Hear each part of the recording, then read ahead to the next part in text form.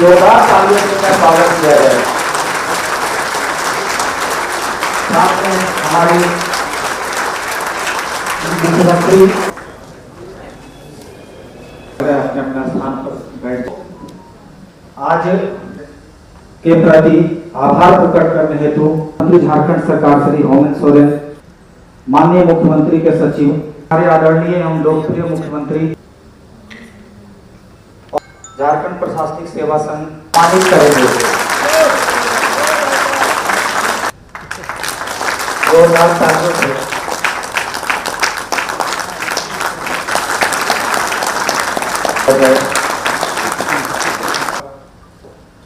सम्मानित किया गया।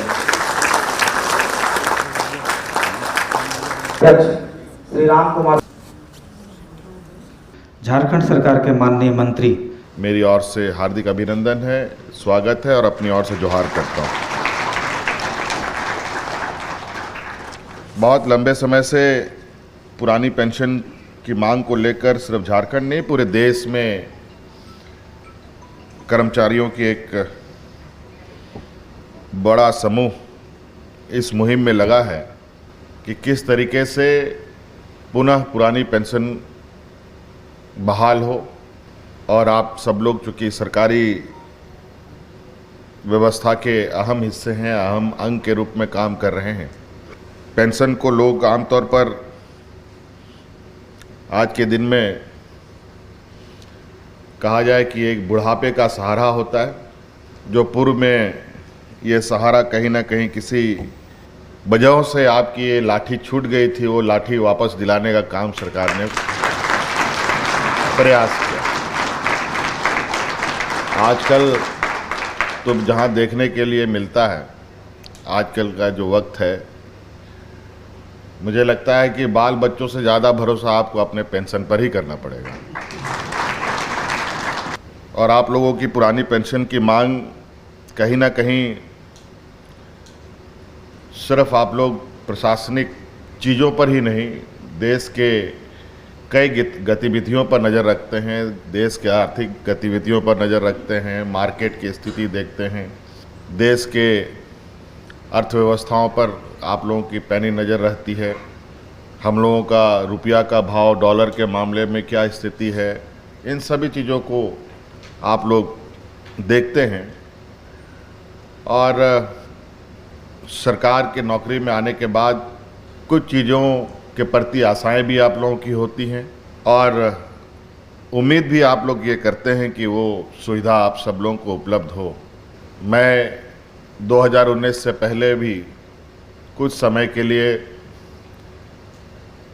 राज्य का नेतृत्व करने का मुझे मौका मिला था और उस समय से ही मेरी ये सोच रही है कि प्रशासनिक व्यवस्था बेहतर ढंग से कार्य करे,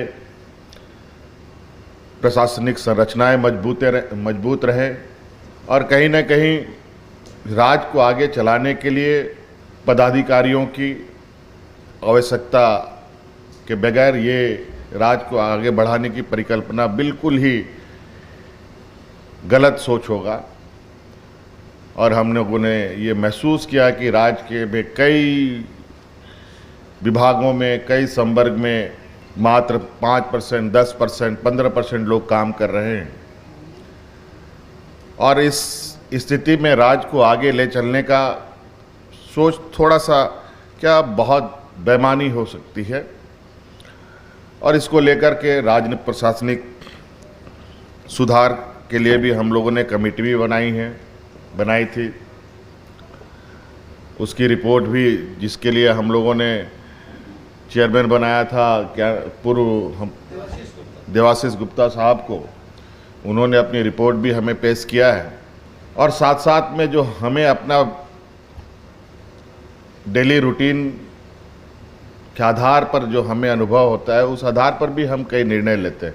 हमने क्या क्या नहीं किया, मैं ये गिनाना नहीं चाहता, वो आप उसके हकदार रहें।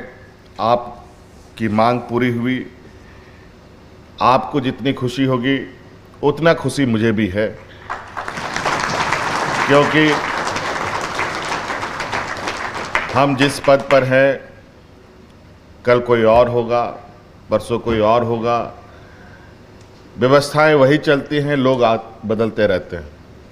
लेकिन व्यवस्थाएं अच्छी हो तो व्यवस्था में कोई भी आए या जाए उससे फर्क नहीं पड़ता। कुछ चीज़ें हैं जो अनवरत चलती हैं, जिसे ना कभी रोका जा सकता है ना कभी रुक सकता है। इसलिए हमारा ये प्रयास है कि आप सब लोग निर्भीक होकर अपना काम करें। अक्सर हाँ कई शिकायतें हमें सुनने को मिलता है कि कई फाइलें, कई ज़रूरत की चीज़ें विभागों में चक्करें काटती रहती है। इन सब चीज़ों से बचने का आप लोग प्रयास करें, क्योंकि सिर्फ समय काटना ही हमारी जिम्मेवारी नहीं है। इसलिए इस बार तो हम लोगों ने नौजवानों को नियुक्ति के वक्त शपथ पत्र के रूप में, शपथ ग्रहण के रूप में भी एक हम लोगों ने नई परिपाटी शुरू किया है, ताकि एक शपथ के साथ हम बैठें कि जो जिम्मेवारी मिली है उस जिम्मेवारी को हम बखूबी से निभा पाएं। और आज मैं हर पदाधिकारी को, चाहे वो राज्य प्रशासनिक पदाधिकारी हो, चाहे हमारे IAS IPS पदाधिकारी हों, इन सभी को मैं किसी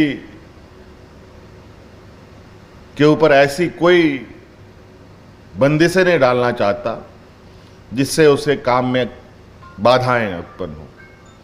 बिल्कुल जो सही है उस काम को कभी भी रोकने का प्रयास नहीं होना चाहिए, और जो गलत है उस विषय पर भी अपनी बातों को उस पर अंकित करना चाहिए। और सब राज्य देखिए, कई राज्य हैं जो आज इतनी तेजी से आगे बढ़ रहे हैं। वहाँ के पदाधिकारियों की कार्यशैली, हमारे राज्य सरकार के पदाधिकारियों की कार्यशैली, मैं तो चाहता हूँ कि आप लोग भी समय समय पर अपने राज्य प्रशासनिक समूह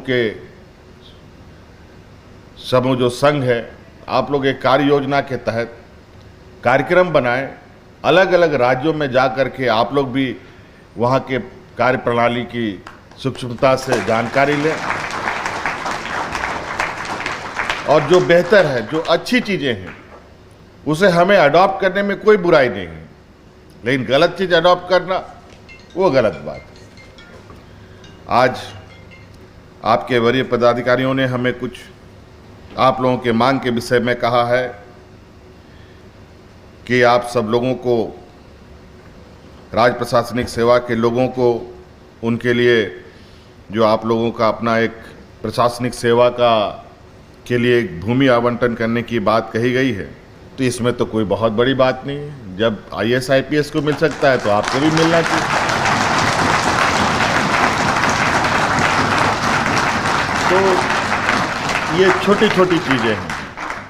महिला पदाधिकारी के लिए भी चाइल्ड केयर लीव की बात आई है, और कल परसों ही कुछ सब्जेक्ट को लेकर, कुछ महिलाओं को लेकर, महिला समूह को लेकर हमारी कुछ चर्चाएं हो रही थी।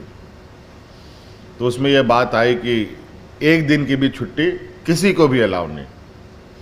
जैसे मुझे अभी कल ही पता चला है कि सहायक पुलिस में जो कार्यरत नौजवान लोग हैं, ना लड़कों को ना बच्चियों को, किसी को एक दिन की भी छुट्टी मान्य नहीं।